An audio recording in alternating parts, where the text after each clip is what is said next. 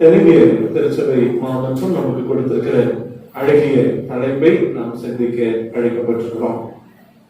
கடந்த வாரம் ஆதியாகமம் புத்தகம் எப்படி பல்வேறு தொடக்கங்களை கொண்டிருக்கிறது, பாவம், வீழ்ச்சி, மீட்பு, இறையரசு என்பதற்கான நம்பிக்கைகள், மேசியா என்கின்ற ஆண்டவராகிய இயேசு கிறிஸ்துவின் வருகைக்கான அவர் எப்படி மீட்டெடுக்கிறார் என்பதற்கான தொடக்கங்களை எல்லாம் கடந்த வாரத்தில் நாம் சிந்திக்க நமக்கு வாய்ப்பு கிடைத்தது. இந்த ஆதியாகமம் புத்தகத்திலிருந்தே மீண்டும் ஒரு பகுதியை நாம் சிந்திப்பதற்கும், இந்த பகுதியானது படைப்பனைத்தும் எப்படி வீழ்ந்து போனது, அதற்கான வீழ்ச்சிக்கான தொடக்கம் எப்படி இருந்தது, இந்த வீழ்ச்சியின் ஊடாக நாமும் எப்படி பயணிக்கிறோம் என்பதை உணர்ந்து கடவுளுடைய திட்டத்திற்கு நேராக எப்படி பயணிக்க வேண்டும் என்பதை குறித்தும் நாம் சிந்திக்க அழைக்கப்படுகிறோம். ஆகவேதான் இப்படி ஒரு தலைப்பு கொடுக்கப்பட்டிருக்கிறது, The Fallenness of Creation. படைப்பின் வீழ்ச்சி, படைப்பின் வீழ்ச்சியுறு தன்மை. படைப்பின் வீழ்ச்சி என்பதை காட்டிலும் வீழ்ச்சி என்கிற தன்மை எவ்வாறு நிகழ்ந்தது என்பதை சிந்திப்பது பொருத்தமாக இருக்கிறது. கடவுள் தாம் படைத்த எல்லாவற்றையும் அவர் நல்லது என்று கண்டார். ஒவ்வொன்றாய் கண்டு அகமகிழ்ந்தார். நல்லது நல்லது நல்லது என்று கண்டிருந்த கடவுள் மனிதன் தனிமையாயிருப்பது மாத்திரம் நல்லது அல்ல என்று, நல்லது அல்ல என்ற போதே முகம் என்னாகும், கொஞ்சம் பாடிப்போம், சோர்வு. அப்படி கடவுள் சோர்வுற்றாரா தெரியவில்லை, அகமகிழ்ந்தாரா தெரியவில்லை. ஆனால் சோர்வுற்று அவர் மீண்டும் படைத்த போது இன்னமும் நல்லது என்று கண்டு அவர்களை ஆசீர்வதித்திருக்கிறார். என் அன்பானவர்களே, அப்படி அவர் படைத்த போது என்ன செய்ய வேண்டும் என்பதை குறித்து ஆதாமிடம் பேசுகின்ற கடவுள், ஆதாமோடு பேசுகின்ற கடவுள், இன்னும் கொஞ்சம் பேசுகின்ற கடவுள். அன்பானவர்களே, ஆதியாகமம் புத்தகம் 2ஆம் அதிகாரம் 15ஆம் வசனத்தில் ஏதேன் தோட்டத்தில் கொண்டு போய் ஆண்டவர் ஏதேனை பண்படுத்தவும் பாதுகாக்கவும் ஆதாமை வைத்தார். வைத்த பிறகு 16ஆம் வசனம் 17ஆம் வசனத்தில் ஒரு வாக்கியம் சொல்லப்படுகிறது, நீங்கள் இங்கே எதை செய்ய வேண்டும், எதை செய்ய கூடாது, இரண்டு காரியங்களையும் சொல்கிறார். வாசியுங்கள். கர்த்தர் கடவுளாகிய கர்த்தர் மனிதனை நோக்கி, ஆதாமை நோக்கி, தோட்டத்தில் உள்ள எல்லா மரங்களின் கனிகளையும் நீங்கள் உண்ணலாம், ஆனாலும் நன்மை தீமை அறியத்தக்க மரத்தின் கனியை புசிக்க வேண்டாம் என்று சொன்னார். இதுல எதை செய்யலாம்? எல்லா மரத்தின் கனிகளையும் சாப்பிடலாம். பட் ஆனாலும் அதே நேரம் இதை மாத்திரம் செய்ய கூடாது. எதை செய்யக்கூடாது? அந்த தோட்டத்தில் நன்மை தீமை அறியத்தக்க ஒரு மரம் இருக்கிறது. எந்த இருக்குது? அந்த இடத்துல 17ஆம் வசனத்துல எப்படி இருக்குது? நன்மை தீமை அறியத்தக்க, அது எங்க இருக்கிறது? தகவல் இருக்குதா?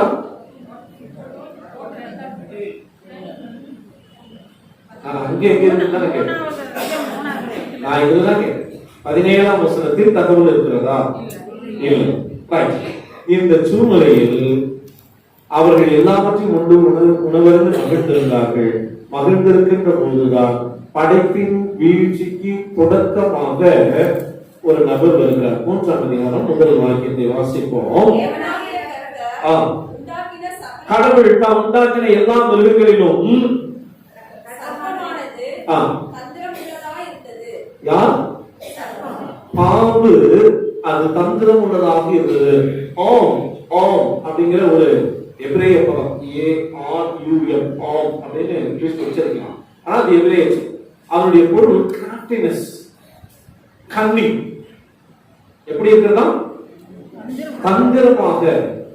கிராஃப்டினஸ்னா தந்திரம் இல்ல, கிராஃப்டினஸ்னா மதுரையை சொல்லுவாங்க. மதுரையை சொல்லுவாங்க தெரியுமா? டே அது ஊர்ல ஒரு மாதிரி ஒரு சூதானமா போயிட்டு, சூதானம்னா என்ன அர்த்தம்? சூதானம்னா என்ன அர்த்தம்? சொல்லுவாங்க அந்த ஊர் ஒரு மாதிரி ஒரு சூதானமா போயிட்டு சூதானமா வா அப்படின்னு என்ன பொருள்? அறிவா போயிட்டு ஞானமா நடந்துக்கணும். ஞானமா போயிட்டு ஞானம். சூது என்பது ஞானமா? ஆனா சூது கிட்டத்தட்ட மற்றவர்கள் அறிவிலே கொஞ்சம் அதிகம் தான். அப்படியே போறப்ப கத்திட்டு போயிடுவாங்க பாத்தீங்க. அது சொன்னா திக்கு திக்கு திக்கு திக்கு திக்குன்னு இருக்கு. அதுக்கு முன்னாடி அவ்வளவு உழைச்சு கஷ்டப்பட்டு காரியங்கள் எல்லாம் செஞ்சிருப்பாங்க. அப்படியே போகிறப்ப சும்மா அப்படி போட்டுடுவாங்க. அது பாட்டுக்கு உண்மையே இருக்க. அது பேர் என்னது? சூதானம். சூது இல்ல, சூதானமா இருக்கு இல்ல. இங்க இருக்கின்ற இந்த பாம்பு எப்படிப்பட்டதா அது இருக்கிறதா? அறிவில் சிறந்ததாக இருந்திருக்கிறது. ஏன்னா அறிவில் என்ன பண்ணிடும்? மற்றவங்கள மயக்கி. ஆகவே இந்த அறிவில் சிறந்த பாம்பு கொஞ்சம் அறிவோட வந்தா கொஞ்சம் ஜாக்கிரதையாவே இருக்கும் இல்ல. அல்லது அந்த அறிவுகள் சூதானமான அறிவு, பொதுவான அறிவுகள் சமூகத்தை வளர்த்து இன்னைக்கு நாம் அறிவில் வளர்ந்திருக்கிறோம் என்றால் இந்த சமூகத்திற்கான நன்மைகளை கொடுத்திருக்கிறது என்று பொருள். ஆனால் சில சமயங்களில் சூழ்ச்சிகளோடு சில அறிவுகள் வரும். அவற்றை இனம் காண வேண்டியது மிக மிக முக்கியமான ஒன்றாக இருக்கிறது. இங்கே இந்த சர்ப்பமானது பெண்ணிடத்திலே ஒரு கேள்வியை கேட்கிறது. என்ன கேள்வி கேட்கிறது? ஸ்திரீயை நோக்கி, பெண்ணே, நீங்கள் இந்த தோட்டத்தில் இருக்கிற எல்லா மரங்களின் கனிகளையும் சாப்பிட வேண்டாம் என்று கடவுள் உங்களுக்கு. அன்பானவர்களே, மிக முக்கியமான ஒன்று, இந்த சர்ப்பம் ஏர்வாலை அல்ல. ஏர்வாலை அல்ல. மிக முக்கியமான ஒன்று, கடவுளுடைய வார்த்தையை தாக்குகிறது. எங்க அடிச்சா இங்க விழுந்து தெரியும்ல. கடவுள் பல சமயத்துல பார்க்கணும், ஐயோ அவங்க ரொம்ப நல்லவங்க மாதிரியே பேசுவாங்க. நாங்க எப்பவுமே நாங்க டைசஸ்க்காகவே இருக்கிறேங்க, நாங்க சர்ச்சுக்காகவே பேசுறேங்க, நாங்க ஊழியக்காரருக்காக தான் பேசுவோம். அப்படி ஆரம்பிக்கும் போதே அப்படி இருக்கிற மாதிரி தெரியும். ஏன்னா இது சொல்றது என்ன சொல்றது? கடவுள் எதை சொல்லியிருக்கிறாரா? இல்லையா? கடவுள் சொல்லி இருக்கிறாரா? ஏதாவது சாப்பிடுறாரா சொல்லி இருக்கிறாரா? இறை வார்த்தையை தாக்குவதற்கு இந்த பிசாசு ஆரம்பிக்கிறார். ரொம்ப முக்கியமானது. இங்க பாம்புன்னு சொல்லியிருக்கா, பிசாசுன்னு சொல்லியிருக்கா? பைபிள் வாசி சொல்லுங்க. 1வது வசனம், 3வது அதிகாரம் 1வது வசனம். கடவுளாகிய கர்த்தர், நான் வசந்தியா படிக்க சொன்னேன், சர்ப்பம் இல்லையா? 1வது வசனத்தில் கூடிய காரியம், அங்கே பாம்பு இருந்தது. பாம்பை நாம் எப்படிதான் பார்க்கிறோம்? நிறைய காரியங்கள் இருக்குது. எசேக்கியேல் 28வது அதிகாரம் 13 15 வரைக்கும் இருக்கக்கூடிய பகுதிகளை நாம் காணுகிறோம். அங்கே பாம்பை போன்று பிசாசானவன் என்று சொல்லப்படுது. இன்னும் யோபு புத்தகத்தில் 26வது அதிகாரம் 13வது வசனத்திலும் சர்ப்பத்தை போல பிசாசானவன் வருகிறான் அப்படின்னு சொல்லுது. இன்னும் கூட ஏசாயா 51வது அதிகாரம் 9வது வசனம், இன்னும் உத்தாயிப்பாய். திருவெளிப்பாட்டின் புத்தகம் 20வது அதிகாரம் 2வது வசனத்திலே நாம் வாசிக்கிறோம். வெளிப்படுத்தின விசேஷம் 20வது அதிகாரம் 2வது வசனத்துல சர்ப்பத்தை பாம்போடு, பாம்பை சாத்தானோடு சந்திக்கிற ஒரு காரியத்தை நாம் புரிந்து கொள்கிறோம். வாசிங்கள் 20:2. வெளிப்படுத்தின விசேஷம் 20:2ல பழைய சத்தமா வாசிங்க. பிசாஸ் என்றும் சாத்தான் என்றும் சொல்லப்பட்ட பழைய பாம்பாகிய ஒரு சர்ப்பம். அப்ப திருமறையில தேடுகிற போது பாம்பு என்பதையே நாம் எப்படி புரிந்து கொள்ள வேண்டியதாக இருக்கிறது?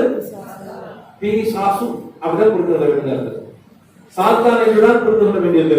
ஏனெனில் அறிவை போல் அது அறிவை போல் கடவுள் மீது அவநம்பிக்கை ஏற்படுத்துவதாக மாற்றி விடுகிறது. எதுவும் அழகான கேள்வி. சாமி எதுவும் சாப்பிட சொல்லி இருக்கிறாரு. அப்படி என்ன இருக்கு வாயில? சக்கரை உள்ள இல்ல. அடுத்தது வசனம் வருகிறது. உடனே நம்ம பதில் சொல்றாங்க. என்ன பதில் சொல்றாங்க? நம்ம பதில் என்ன சொன்னாங்க? நாங்கள் தோட்டத்தில் உள்ள மரங்களின் கனிகளை சாப்பிடலாம், ஆனாலும் எங்க இருக்கிற கனி? அப்ப மரத்து பேரு, மரத்துக்கு ஒரு பெயர் இருக்குல்ல, என்ன பெயர்? நன்மை தீமை அறியத்தக்க மரம். அந்த மரத்தினுடைய பெயர் என்னது? நன்மை தீமை அறியத்தக்க மரம். அந்த மரத்தின் பெயரை மறந்த உடனே நமக்கு கேப் கிடைச்சா போதும், ஆட்டோ ஓட்டிடும். சாத்தான் பாம்பு செய்கிற வேலை. இந்த அம்மா ஒரு விஷயத்தை என்ன பண்ணிருச்சு? மறந்துருச்சு. அன்பானவர்களே கவனியுங்கள், மிக முக்கியமான ஒன்று. எபேசு புத்தகம் 4ஆம் அதிகாரம் 27ஆம் வசனம் நமக்கு குறிப்பிட்டு சொல்லுகிற ஒரு செய்தி இருக்கிறது. பவுலடிகளா திருச்சபைக்கு சொல்லுகிற போது சொல்லுகிறார், நீங்கள் என்ன செய்ய வேண்டுமா? பிசாசுக்கு. ஆனா இந்த அம்மா என்ன பண்ணாங்க? பிசாசோடு விவாதித்துக் கொண்டே இருக்கிறார். நமக்கு என்னமோ எப்பெல்லாம் கடவுளுடைய வார்த்தையை பற்றி குறைபடுத்துகிறார்களோ, கடவுளுடைய ஊழியக்காரனை பற்றி குறைவாக பேசுகிறார்களோ, அதுக்கெல்லாம் பயங்கர இன்ட்ரெஸ்டா ஆமா சப்போர்ட் பண்ணே இருக்கும். யூடியூப்ல கடவுளுடைய வார்த்தைக்கு விரோதமா பேசுறதுக்குன்னே ஒரு சேனல், அதுல வாரம் ஒரு ஊழியக்காரனை போட்டு அதுல வியூஸ் பார்க்கணும், ஆயிரக்கணக்கான வியூஸ் போயிருக்கும். ஒரு நல்ல ஊழியம் செய்யக்கூடிய ஒரு கர்த்தருடைய வார்த்தையை விதைக்கிறவங்களை போய் பார்த்தா 30-40 இருக்கும். ஆனா இப்படி திட்டவனுக்கு பிசாசுக்கு விலகி ஓடுங்கன்னா பிசாசோட விவாதம் பண்ணிட்டே இருக்கு. பிசாசுக்குரிய விவாதம் பண்ணிட்டே இருக்கு. எதெல்லாம் சொல்றாங்க அதை பார்த்து உடனே 20 பேர் பார்வைப்படுது. அடே நாம இத்தனை நாள் யார மோசிதாசஸ் நல்லவர் நினைச்சிட்டு இருந்தோம், பாத்தியா எப்படி இருக்கிறாருன்னு. இத்தனை நாள் பாத்தியா இவர் இப்படி அவரு அப்படி, அதாவது சேர்ந்தால் இப்படி எல்லாம் வந்துட்டு இருக்குது. இருக்கிறதெல்லாம் போதாதுன்னு யாரோடு நம்முடைய உறவை நாம் வைத்திருக்கிறோம். சாக்கிரதையாக இருக்க வேண்டும். இது அப்படியே பேசி சொல்லுகிறது. இறைவார்த்தை சொல்லுகிற போது இறைவார்த்தைக்கு எதிராக முதலில் தாக்குதலை நடக்கும். அடுத்ததான் என்ன செய்வது? இறைவார்த்தைகளை வைத்து குழப்பம், இறைவார்த்தைகளை வைத்து குழப்புகின்ற பணியை செய்கிறது. அந்த பாம்பு என்ன செய்யலாம்? நீங்கள் தோட்டத்தின் மரத்தின் நடுவே இருக்கக்கூடிய கிடை உடனே அது மறந்துருச்சு. அடுத்தது பதில் சொல்லுது. வாசிங்க 2வது வசனத்தை. தோட்டத்தில் இருக்கும் மரங்களின் கனிகளை நாங்கள் சாப்பிடலாம், ஆனாலும்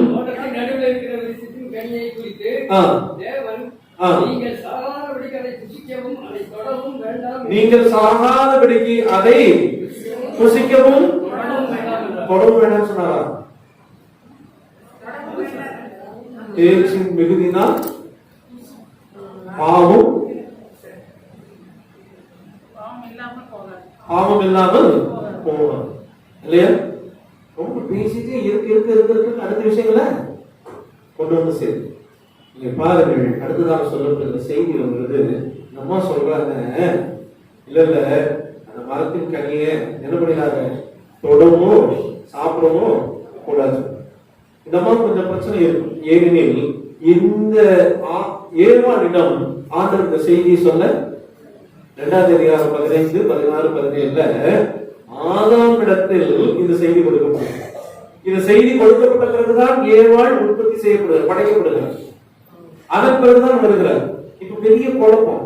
ஆண்டவர் சொன்னதை கேட்கிறதா, இல்ல அவரு சொன்னதை கேட்கிறதா, இல்ல அது சொல்றதை கேட்கிறதா? 3 விதமான ஸ்டேட்மெண்ட் வருதுல்ல. அவர் சொன்னார், ஆண்டவர் சொன்னார். ஆண்டவர் என்ன சொன்னார்? இந்த மரத்தின் கனியை நீங்கள் புசிக்க வேண்டாம், புசித்தால் சாகவே சாவீர். இந்த கருத்தை ஆதாம் ஏவாளுக்கு சொல்லி இருக்க வேண்டும். ஆனா சொன்னாரா இல்லையா என்பதை பற்றி நமக்கு நேரடியா செய்யல. ஆனா சொல்லியிருந்ததான் இங்க 3ஆம் அதிகாரத்தில் சொல்லப்படுகிறது. நாங்கள் மரத்தின் இந்த தோட்டத்தில் எல்லாவற்றையும் சாப்பிடலாம், ஆனாலும் நாங்கள் சாகாதபடிக்கு. கடைசியா சொன்னது முதல்ல தூக்கி போட்டு, முதல்ல சொன்ன தூக்கி கடைசியா போட்டவருடைய வேலை. நாங்கள் சாகாதபடி இந்த மரத்தின் கனியை தொடவோ உண்ணவோ வேண்டாம். அன்பானவர்களே, யாருடைய சத்தத்தை கேட்க நாம் ஆவலா இருக்கோம்? முதல்ல முழுசா தெரிஞ்சு தெரியாம இஷ்டத்துக்கு அள்ளி விடுறது. என்ன நடக்குது ஏது நடக்குது தெரியாம அள்ளி நடக்குது. என் மனசு நிறைய வருது சொல்ல வேண்டியதெல்லாம். நான் அப்படியே என்னை கட்டுப்படுத்திக்கிறேன். சும்மா போகிறவங்க எங்க விடுறது. அப்படியாமா தெரியுமா உனக்கு இல்லையா? மிகுந்த எச்சரிக்கையோடு இருப்பதற்கு நாம் அழைக்கப்படுகிறோம். முழுமையாக தெரிந்து கொள்ளாமல் ஒரு விஷயத்தை பற்றி பேசுகிற போது தவறான செயலுக்கு நேராக ஏவாள் வழிநடத்தப்படுகிறாள். ஏவாள்னால இந்த பிரச்சனை முடிஞ்சு போகல, ஏவாள்னால எல்லாரும் கெட்டு போக வேண்டியதாக இருக்கிறது. ஞாபகம் வச்சு ஒண்ணும் முழுசா தெரியாம ஒவ்வொரு பக்கம் ஏதாவது நினைச்சிட்டீங்கன்னா நீங்கள் மாத்திரம் அல்ல, ஒட்டுமொத்த சமூகத்தின் தீங்கிற்கும் நேராக நீங்கள் நிற்பதற்கு காரணமாகி விடுவீர்கள். ஞாபகம் வச்சு எதை வேணாலும் விடுறது. ரொம்ப முக்கியமானது ஏவாள் அவள் முழுமையாக தெரிந்து கொள்ளாதபடிக்கு இந்த கருத்தை அவள் வெளியிடுகிறாள். நீங்கள் சாகாதபடிக்கு நீங்கள் சொல்ல, நீங்கள் சாப்பிட வேண்டாம், அதுதான் முக்கியம். இங்க ஏவாள் சொல்வது சாப்பிடுவதற்கு முக்கியத்துவத்தை தராமல் சாகாது இருப்பதற்கான முக்கியத்துவத்தை தரப்பார்கள். ஆண்டவர் சொல்வது நீங்க சாப்பிட வேண்டாம் என்பதற்கு தான் முக்கியத்துவம். சாப்பிட்டீர்களானால் நீங்கள் என்னாவீர்கள்? நீங்கள் மறுத்து போவீர்கள். கொன்றுவேன் சொல்ல சாமி மறக்கவும் இல்லை. கவனி, நீங்கள் அதை சாப்பிட்டால் நான் என்ன பண்ணுவேன்? அன்னைக்கு முதிச்சு அப்படியே தலையெல்லாம் விட்டுச்சு நீங்க செத்து போயிரு. அப்படியெல்லாம் இல்லை, நம்முடைய கடவுள் அப்படி சொல்லவில்லை. நீங்கள் சாப்பிட்டால் நீங்கள் மறந்து போவீர்கள். ஆனால் ஏவாளோ கடவுளுடைய வார்த்தைக்கு முக்கியத்துவம் தராமல் இவனுடைய கருத்துக்கு முக்கியத்துவம் தந்து சாகாதபடிக்கு எதுக்கு முக்கியத்துவம் தந்திருக்கணும்? எதற்கு முக்கியத்துவத்தை தந்திருந்தான்? சாகாதபடிக்கு இந்த மரத்தின் கனிகளை என்ன பண்ணக்கூடாது? தொடவோ சாப்பிடவோ. ஒரு அறிஞர் சொல்லுகிறார், இந்த நிகழ்ச்சியை அவர் ஒரு கற்பனை வளர்க்கிற சொல்லுகிறார். சொல்லுகிறார், இவர்கள் இருவரும் அந்த மரத்துக்கடியில் இருந்து பேசிக் கொண்டிருக்கிறார்கள். ஏவாளும் சர்ப்பமும் பேசிக் கொண்டிருக்கிறது. சர்ப்பமும் பேசிக் கொண்டிருக்கிற அந்த மரத்தின் மீது ஏவாளை விசுவாசத்தை தள்ளி விடுகிறார். அது போய் விழுந்து கனிகளை கொடுக்கிறார். பாத்தியா, ஒன்றும் ஒண்ணு ஆகல, தொட்டா ஒண்ணு ஆக. அதன் பிறகு அந்த வசனம் சொல்லுகிறது, அப்ப பாம்பிடம் பாம்பு பெண்ணிடம் சொல்லுகிறார், நீ எதுக்கு முக்கியத்துவம் தர? சாப்பிடக்கூடாது, பழத்தை சாப்பிடக்கூடாது சொல்றதுக்கு முக்கியத்துவம் தரல, நீ எதுக்கு முக்கியத்துவம் தர? செத்து போயிடும் அப்படின்னு சொல்லி அவர் சொல்லியிருக்காரு. ஆகவே இந்த பாம்பு எப்படி தொடங்குகிறது? நீ எதுக்கு முக்கியத்துவம் கொடுத்த? கடவுளுக்கு கீழ்ப்படிந்து முக்கியத்துவம் தராமல் ஒரு சுயத்திற்கு முக்கியத்துவம் கொடுத்தாய். கடவுளுக்கு கீழ்ப்படிதான் முக்கியம், ஆனா நீ எதற்கு முக்கியத்துவம் கொடுத்தா? எப்படி சுயம் சார்ந்தாங்க முக்கியத்துவம் கொடுத்தார். ஆகவே அந்த சுயத்திலிருந்தே பாம்பு விளையாடுது. நீ சாகவே சாவதில்லை, உனக்கு சாகவே வராதுரா. பல சமயங்கள் சொல்லுவோம். நீங்க அடுத்த சொல்றது, நீ சாகவே சாவதில்லை. அடுத்த வசனம் வாசிங்க. நீங்கள் இதை சாப்பிடும் நாளிலே தீர்க்க தரிசனம். சார் என்னது தீர்க்க தரிசனம்? என்னது பின்னா நடக்க போறது? முன்னாடி சொல்றதானே தீர்க்க தரிசனம். சர்ப்பம் தீர்க்க தரிசனம். நீங்க சாக போவதில்லை, உங்க கண்கள் என்னாலும் உன் கண்ணு திறக்கப்படும் தீர்க்க தரிசனம் சொல்லுது. அடுத்து சொல்லுகிறது வாசியுங்கள். அதுக்கப்புறம் நீங்கள் நன்மை தீமை அறிந்து கடவுளை போல மாறிவிட்டீர்கள். சுயம் முன்னிறுத்தப்படுகின்ற போது அங்கே சொல்லப்படுகிற செய்தி இருக்கிறது, நீங்கள் சுயத்துல நேரம் எப்படி கடவுள் மாதிரி அறிங்க. அப்ப தத்தமே செய்தி இருக்கணும். ஆனா நீங்க மட்டும் நான் இல்ல, நீங்க இருந்தா போதும், நாங்க எதை வேணாலும் செஞ்சுக்கணும். அவ்வளவுதான். அவருக்கும் கடவுள் வந்தாரு, நம்மளும் கடவுள் வந்தாரு. யாரை நோக்கி நம்முடைய பார்வை இருக்கிறது? கடவுளுக்கு கீழ்ப்படுவதை பற்றிய வார்த்தை முதலில் கொடுக்கப்படுகிறது. நீங்கள் சாப்பிட வேண்டாம் என்று சொல்ல, இந்த பழத்தை சாப்பிட வேண்டாம், சாப்பிட்டாலும் மரணம் அடைவீர்கள். ஆனால் அவர் திருப்பி சொல்கிறார், செத்து போயிடும், நான் சுயம் மையம் வருகிறது, சாப்பிட்டா சொல்லாரு, சாப்பிட்டா சாக மாட்டேன். இப்ப இந்த ஏவாளுக்கு ஒரு பெரிய படம். எது நல்ல வார்த்தை? எது நல்ல வார்த்தை? செத்து போயிடுற அப்படின்னு சொல்றது நல்ல வார்த்தையா? சாக மாட்டேன்னு சொல்றது நல்ல வார்த்தை?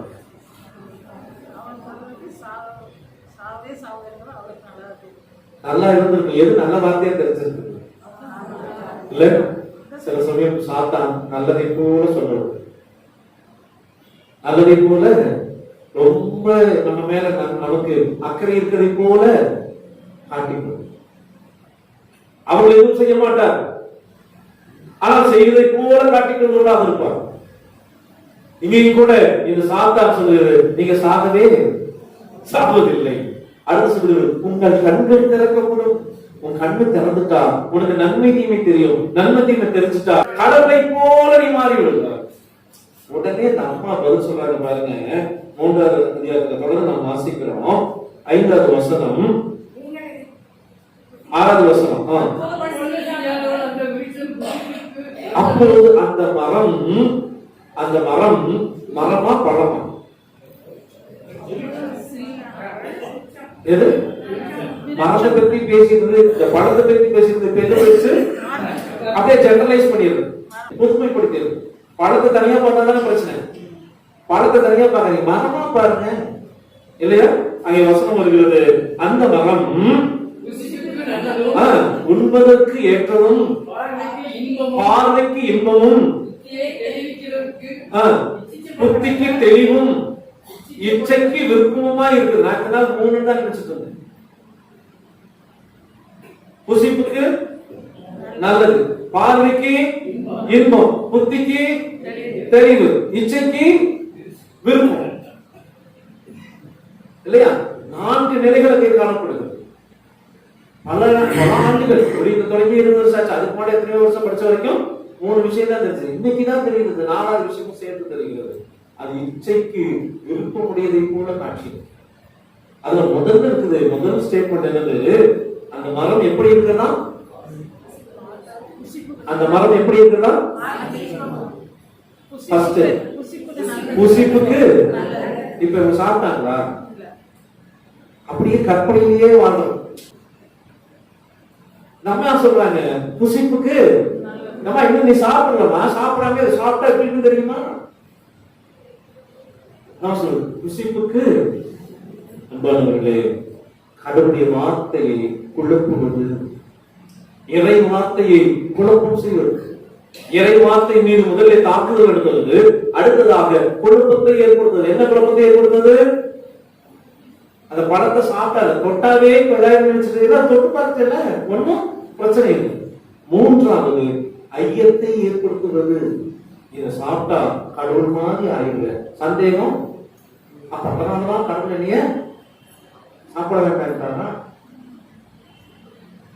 இப்போது புசிப்புக்கு நல்லது, பார்வைக்கு இன்பம், புத்திக்கு தெளிவு, இச்சைக்கு விருப்பம். 4 சூழ்நிலைகளை பார்த்த பிறகு அவள் அந்த பழத்தை ஊற்றுகிறாள்.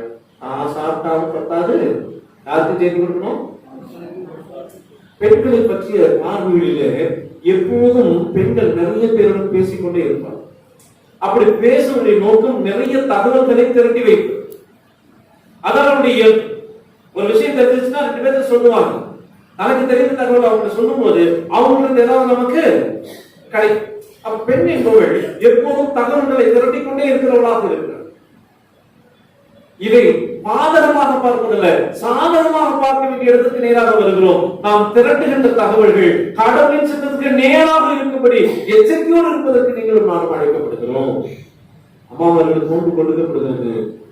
ஏனெனில் யார சீக்கிரம் வெட்ட முடியும்னா ஏமாளிகள் இல்ல, அறிவாளிகள் இருக்கிறவங்க வெட்டும். ஒரு கருத்துக்கு உடன்பட செய்கிற யாரை வெட்ட முடியும்? ஆர்வம் யாருக்கு இருக்குதோ அவங்க அப்படியே கொண்டு போய் கொண்டு திசை மாதிரி மிகுந்த எச்சரிக்கையோடு. அதனால்தான் பெண்களிடத்துல இந்த சர்ப்பமானது செயல்படுத்த முடியாது. பெண்ணுடைய இயல்பே அதுதான். அதற்கு முன்பு, இந்த நிகழ்வுக்கு முன்பு, பழத்தை சாப்பிடுவதற்கு முன்பு அப்படித்தான் அவர்கள் ஏரி தோட்டத்தில் பழகிருக்க வேண்டும். எல்லா பழங்களையும் எடுத்து சாப்பிடுவார்கள். நான் மட்டும் சாப்பிட்டு வாய்ப்பு இல்லை.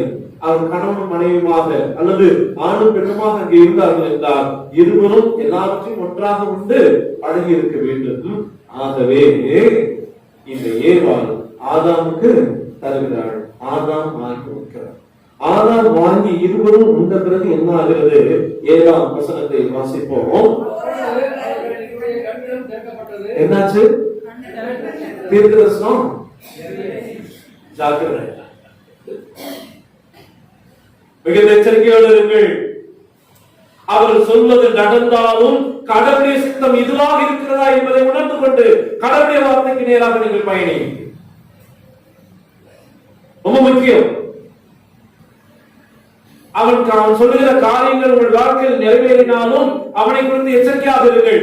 ஏனெனில் கடவுளுடைய திட்டத்திற்கு எதிராகவும் அந்த தீர்க்கதரிசனங்கள் உரைக்கப்படலாம். என்ன சொல்றது? சத்தம் சொல்றது, உங்கள் கண்கள் திறக்கப்படும். திறந்துதா இல்லையா? திறந்துச்சு. ஆனால் நோக்கம், அன்பானவர்களே, ரொம்ப முக்கியமான ஒன்று. இன்னொரு கேள்வி கேட்க வேண்டியது இருக்குது. என்னன்னா, புசிப்புக்கு நல்லது, பார்வைக்கு இன்பம், புத்திக்கு தெளிவு, இச்சைக்கு விருப்பம். இந்த நாள்ல ஏதாவது தவறானது இருக்குதா? நல்லதை சாப்பிடணும், தப்பா? தப்பானது அது இல்ல. பார்க்கும்போதே அதை பார்க்கும்போது அவ்வளவு கலர்ஃபுல்லா இருக்கணும். பார்வைக்கு இன்பமானது, தப்பா சரியா? சரிதாங்க. அதான் இவ்வளவு அழகா கஷ்டப்பட்டு வந்துருக்கீங்க இல்லையா? ஆமா. மூன்றாவது, புத்திக்கு தெளிவு. ஆழ்ந்து ஆழ்ந்து கற்றுக்கொள்கிறோமே, இறைவார்த்தை தேடி தேடி கற்றுக்கொள்கிறோம், தெளிவா கற்றுக்கொள்ள வேண்டும். புத்திக்கு தெளிவு நல்லதா இல்லையா? இச்சைக்கு விருப்பம், இதெல்லாம் எனக்கு வேண்டும் என்று விரும்புகிறது, சரியா தவறா? இதுல எது தவறு? இந்த ஏற்பாடு எடுத்த முடிவில் எது தவறாக இருக்க முடியும்? 4 விதமான முடிவுகளை எடுக்கிறார். அது பார்வைக்கு உண்மைக்கு அது நல்லதாக இருக்கிறது, பார்க்கும் போது இன்பமாக இருக்கிறது, அது புத்தியை தெரிவிக்கிறதாக இருக்கிறது, அது எனக்கு வேண்டும் என்கிற விருப்பத்தை தருகிறது, இச்சைக்கு அதற்கு விரும்பத்தக்கதாக இருக்கிறது. இதில் எதுவுமே தேவையில்லை. ஆனால் நோக்கம் கடவுளின் சித்தத்தை செய்வதாக இருக்கிறதா? நம்முடைய வாழ்க்கையிலும் கூட நாம் எடுப்பவைகள் இந்த நான் ஏற்றுக்கொள்வது உண்மை என்பது ஏற்றுக்கொள்வது, நான் ஏற்றுக்கொள்வது நல்லதாக தெரிவதை போல காட்சியளிக்கிறோம். அது சொல்லுகிற போது ரொம்ப அழகாக இருப்பதை போல காட்சியளிக்கலாம், ரொம்ப அறிவாக இருப்பதை போல காட்சியளிக்கலாம். இன்னும் நான்காவது போகிறது, அது ஆமா நமக்கு தேவை என்பதை போல உணர செய்யலாம். ஆனால் கடவுளின் சித்தத்துக்கு உரியதாக இருக்கிறதா?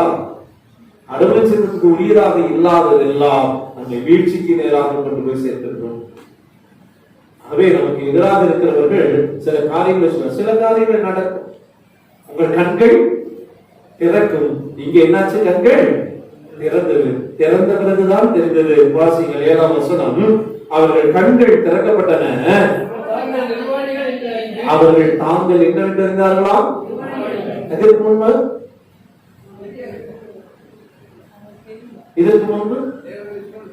அவர்கள் தேவர்களை போல இருந்தார்கள். அவர்கள் நிர்மாணம் என்பது இல்லை. இந்த உலகத்தில் எல்லா விலங்கினங்களும் நிர்மாணமாகத்தான் இருக்கு. ஆனால் அவை நிர்மாணங்களாக இல்லை இல்லையா? அவை ஒன்றும் முடிவெடுத்துவதில்லை. ஆனால் அவை எல்லாம் மகிமையின் ஆடையை தருகிறது, நம்மை தரும். அவைகள் எல்லாருக்கும் முன்பே மகிமையின் ஆடையை தந்தார். எப்போது நாம் பாவத்தை செய்தோம், மகிமையின் ஆடையை இழந்துவிட்டு மானுட ஆடையை உடுத்திக் கொண்டு. அடுத்த வசனம் சொல்லுகிறது, ஆடையை இன்றி அவர்கள் நிர்வாணிகளாக காணப்பட்டார்கள். அப்புறம் முதல்ல அத்தி இலையை தைத்து தங்களுக்கு அவர்கள் உடைகளை உண்டாக்கி கொண்டார்கள். 8ஆம் வசனம் சொல்லுகிறது, குளிர்ச்சியான வேளையில ஆதியாகமம் 3ஆம் அதிகாரம் 8ஆம் வசனம் சொல்லப்படுகிறது, குளிர்ச்சியான வேளையிலே கடவுள் இந்த மனிதனோடு உலாவி வரும்படிக்கு அவர் வருகிறார். வந்து இவரை காணாமல் தேடி பார்த்து அவர் குரல் எழுப்புகின்ற கடவுள் குரல் எழுப்பி சொல்லுகிறார். என்ன சொல்லுகிறார்? நீ எங்கே இருக்கிறாய் என்று கேட்டார். இவர்கள் எங்கே இருந்தார்கள்? 8ஆம் வசனத்துக்கு பிற்பகுதி சொல்லுகிறது, அவர்கள் கடவுளுடைய சன்னதிக்கு முன்பாக விலகி, கடவுளின் திருமுன்னர் அவர்கள் விலகி என்ன செய்தார்களாம்? தோட்டத்தின் மரங்களுக்கு நடுவே யார் ஒளிந்து கொண்டார்கள்? யார் ஒளிந்து கொள்வார்கள்? யார் ஒளிந்து கொள்வார்கள்? யார் ஒளிந்து கொள்ள வேண்டும்? யார் திருத்தம் பண்றாங்களோ அவங்க என்ன பண்ணணும்? ஆனா இவங்களுக்கு கொடுக்கப்பட்ட தீர்க்க தரிசனம் என்ன? உங்கள் கண்கள் திறக்கப்படும், நீங்கள் எப்படி இருப்பீர்கள்? ஆனால் என்ன நடந்தது? கண்கள் திறக்கப்பட்டது, ஆனால் இவர்களோ திருடர்களை போல ஒளிந்து கொண்டார்கள். அன்புக்குரியவர்களே, மிகுந்த எச்சரிக்கையின் செய்தியை நமக்கு கொடுக்கப்படுகிறது. கடவுளுடைய வார்த்தையின் மீது தாக்குதலை நடத்திவிட்டு, கடவுள் அப்படியா சொன்னாரு, கடவுள் அப்படியா சொல்லிவிட்டார் என்று சொல்லி ஒரு தாக்குதலை நிகழ்த்தி அதன் பின்பு குழப்பத்தை ஏற்படுத்தி அந்த குழப்பங்களுக்கு நடுவிலே சந்தேகத்தை உருவாக்கி, இறைவார்த்தை மீதான சந்தேகத்தை உருவாக்கி அந்த இறைவார்த்தையை குறைத்து மதிப்பிட செய்யும். அதன் வழியால் இறைவார்த்தையை புறக்கணிக்க செய்யப்படும் சாத்தான். மிகுந்த ஜாக்கிரதை, மிகுந்த எச்சரிக்கையோடு இருப்பதற்கு நீங்கள் அழைக்கப்படுகிறீர்கள். நல்லதை பேசுவதை போல வந்து கடவுளுடைய வார்த்தைக்கு விரோதமாக காரியங்களை விதைத்து விடுவார். அது அறிவார்ந்ததாக இருக்கு, அது அறிவு சிறந்ததாக இருக்கும். அப்படித்தான் நம்முடைய கரங்கள் எல்லாம் இப்போது கொடுக்கப்பட்டது. நாம் வருகின்ற தகவல்களும் அப்படித்தான் அறிவு பெருத்து போய்தான் கொடுக்கப்பட்டது. எல்லாம் நம்ம எதை எடுத்தாலும் எல்லாவற்றையும் அறிவில் பெருக்க வேண்டும். சாதாரண உடை அணிவதிலிருந்து நாம் பெற்றுக் கொள்கிற கற்றுக் கொடுக்கிற இன்னமும் நமக்கு வந்து சேர்க்கிற எல்லாம் அறிவு பெருக்கத்தில் நம்மிடத்தில் வந்து சேர்ந்திருக்கின்றன. அவைகள் கொடுக்கப்படுகின்ற நோக்கத்தை கவனித்து நாம் செயலாற்றுவதற்கு அழைக்கப்படுகிறோம். அங்கே சொல்லுகின்ற அட்ஜெக்டிவ்ஸ் ரொம்ப நல்லா இருக்கும். புசிப்புக்கு நல்லது, பார்வைக்கு இன்பம், புத்திக்கு தெளிவு, இச்சைக்கு விருப்பம், அதனுடைய எல்லா விதமான அம்சங்களும் நன்றாக இருக்கும். ஆனால் நோக்கம் என்னவாக இருக்கிறது? நீட் என்கின்ற தேர்வு இங்கே வருகின்ற போது அப்படிதான் சொன்னாங்க. அட்ஜெக்டிவ்ஸ் இருந்தா அந்த மாதிரி இந்த மாதிரி எல்லாம் சொன்னாங்க. ஆனா நோக்கம் என்ன? அடித்தளத்திலிருந்து வருகிற எவனும் இனிமேல் மருத்துவம் ஆகிவிடும். தாழ்த்தப்பட்ட பிற்படுத்தப்பட்டவன் இனிமேல் மருத்துவர் ஆகிவிடக் கூடாது என்பதற்காகவே உருவாக்கப்பட்ட கல்விக் கொள்கை. இப்படி பல்வேறு காரியங்களை நாம் சொல்ல முடியும். பல்வேறு விதங்களிலே நோக்கங்கள் ஒன்றாக வைத்துக் கொண்டு அவற்றை நல்லவற்றை போல காணும். ஒவ்வொரு நோக்கம் அப்படி அது அன்புக்குரியவர்களே, மிகுந்த எச்சரிக்கையோடு இருங்கள்.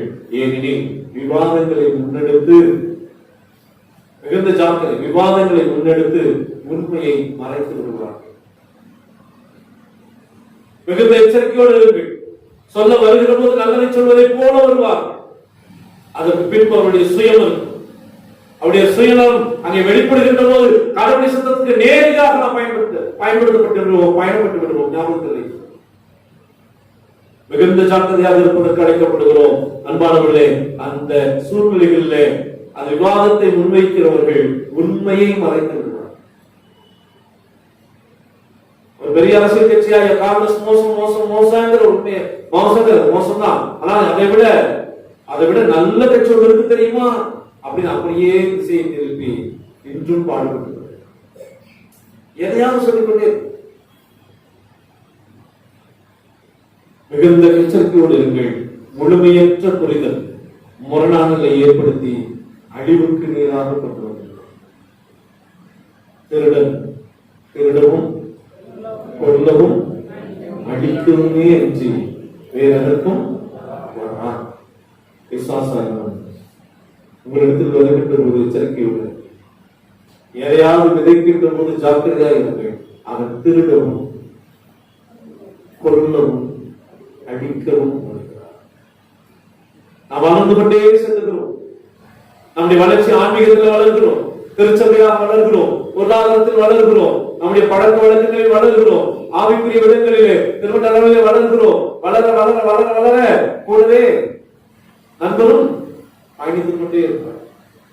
அப்படியே போக்குல நம்முடைய வளர்ச்சி குறித்த சந்தேகத்தை இது சரியானதானா அப்படின்னு கேட்கிறார். மக்களோடு கேட்கிறார் நாம் நினைத்துக்கொள். அதன் பின்பு இருக்கக்கூடிய சுயம் எல்லாவற்றையும் அழிவுக்கு நேராக கொண்டு நினைத்திருக்கிறார்.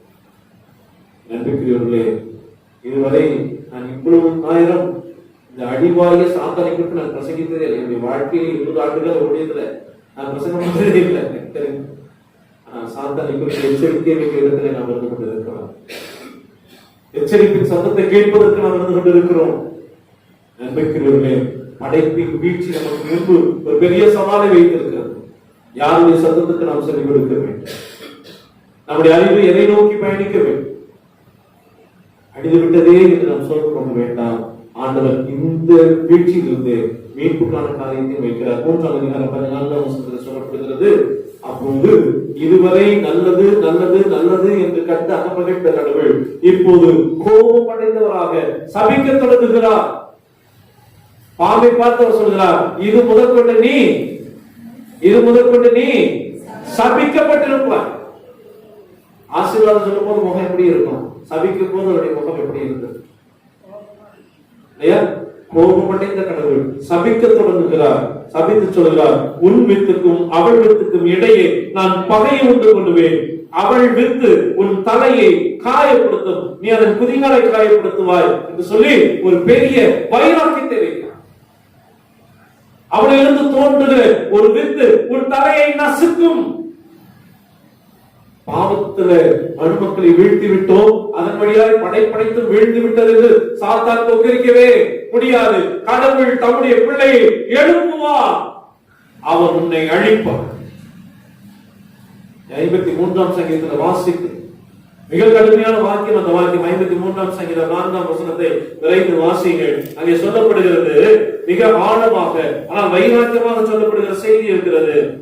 அக்கிரமக்காரருக்கு அறிவில்லையோ, அப்பத்தை பட்சிக்கிறது போல என் ஜனத்தை பட்சிக்கிறார்களே, அவர்கள் தேவனை தொழுது கொள்கிறதில்லை. 5ஆவது வசனம், உனக்கு விரோதமாய் பாளையம் இறங்கினவருடைய எலும்புகளை தேவன் சிதற பண்ணினபடி. யாரை உனக்கு விரோதமாக யார் இறங்குகிறாரோ அவருடைய எலும்புகளை என்ன செய்ய போகிறாரா? சிதற பண்ணுகிறார். அல்லதை போல பேசி வருகின்றவர்களாக இருப்பீர்களானால் நாம் எச்சரிக்கையோடு இருக்க வேண்டியவர்களாக இருக்கிறோம். மிகுந்த எச்சரிக்கையோடு இருக்கிறோம். ஏனெனில் நமக்கு எதிராக கடவுள் யுத்தம் செய்ய வல்லவராக இருக்கிறார். கடவுள் எலும்புகளை சிதறடி போவதாக இருக்கிறார். மிகுந்த ஜாக்கிரதையோடு நாம் எனக்கு அழைக்கப்படுகிறோம். அதான் ஆண்டவர் சொல்லுகிற வார்த்தை அது, உன் வித்துக்கும் அவள் வித்துக்கும் இடையே பகை உண்டு. நல்லது நல்லது நல்லது என்று பார்த்த கடவுள் கோபம் அடைந்தவர், மூர்க்கம் அடைந்தவர் சொல்லுகிறார், சபிக்கிறார். சபித்து பகையை உண்டு பண்ணுகிறார். எவ்வளவு பெரிய காரியம்! தீமையை தீமையாலே வென்றெடுக்க முடியும் என்று கூட பார்க்க வேண்டியதாக இருக்கு. ஆனால் அதை நாம் செய்ய வேண்டியதில்லை, கடவுள் செய்கிறார். யுத்தம் கர்த்தர். படைப்பனைத்தும் வீழ்வுகின்ற சூழலில் மீண்டும் படைப்பை புனரமைப்பதற்கு கடவுள் நம்மை அழைத்திருக்கிறார். அதற்கு பின்பு எப்படிப்பட்ட அறிவுகளோ, எப்படிப்பட்ட சூழ்ச்சிகளோ, எப்படிப்பட்ட நயோஜங்களோ எவைகள் இருந்தாலும் எல்லாவற்றையும் தாண்டி மீண்டும் புதிய வார்த்தையும் புதிய பூமியும் உருவாக்க வேண்டிய பொறுப்பு நமக்கு கொடுக்கப்பட்டிருக்கிறது.